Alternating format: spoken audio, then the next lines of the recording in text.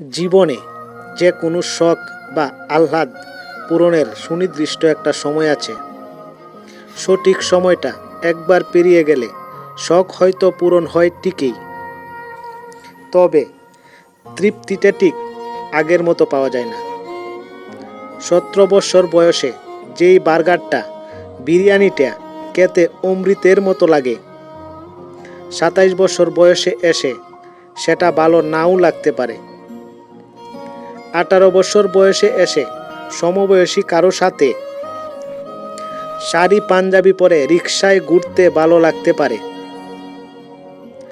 28-এ এসে একই কাজ করতে ভালো লাগবে তার কোনো গ্যারান্টি নেই।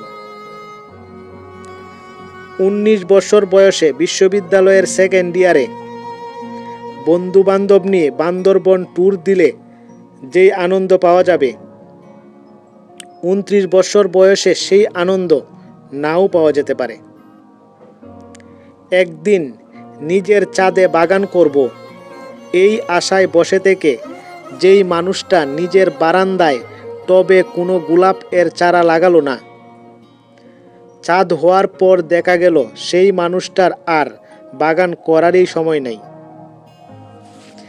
একদিন চাকরি করে বাবা মাকে দামি দামি শাড়ি পাঞ্জাবি কিনে দেওয়ার স্বপ্ন দেখা মানুষটা চাকরি করে টাকা কামাবে ঠিকই, কিন্তু ততদিনে বাবা মা হয়ে যেতে পারে সৃষ্টিকর্তার মেহেরবান। জীবনের ছোটোখাটো স্বাদ আহ্লাদ খুব দামি জিনিস। এইসব জিনিসেই একটা মানুষের হৃদয়কে জীবিত রাখে, সতেজ রাখে, প্রাণবন্ত রাখে। মানুষের হৃদয় একটু একটু করে মরে যায়, কাঠকুটরা হয়ে যায় শখ পূরণের অভাবের হাহাকারে। এজন্য সময় থাকতেই শখ পূরণ করে ফেলতে হয়। অনেক টাকা জমালে একদিন খাবো, এই চিন্তা না করে অল্প কিছু টাকা জমিয়ে এখনই খেয়ে আসুন বার্গারটা কিংবা নাজিরা বাজারের কাচ্ছিটা। ট্রাস্ট মি, জীবনের সেরা তৃপ্তিটা পাবেন। দেরি না করে পছন্দের মানুষকে আজকেই রিক্সা ডেটে অফার দিয়ে দেখুন। রাজি হলে শাড়ি পাঞ্জাবি পরে উড়কুলা রিক্সায় বৃষ্টিতে ভিজতে ভিজতে ঢাকা শহর ঘুরে বেড়ান।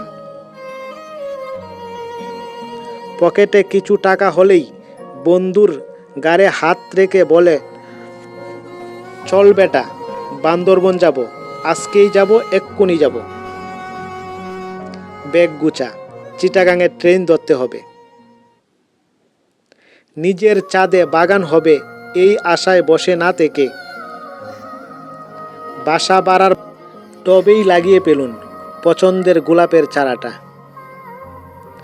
টিউশনির টাকায় কম দামে কিনে ফেলুন বাবা মায়ের জন্য শাড়ি পাঞ্জাবিটা। হোক না সুতি, শখ পূরণটাই বড় কথা।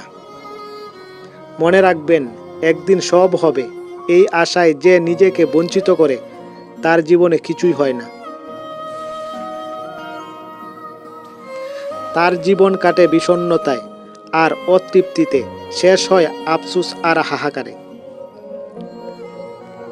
আর যা করেন এই ভুলটা করবেন না।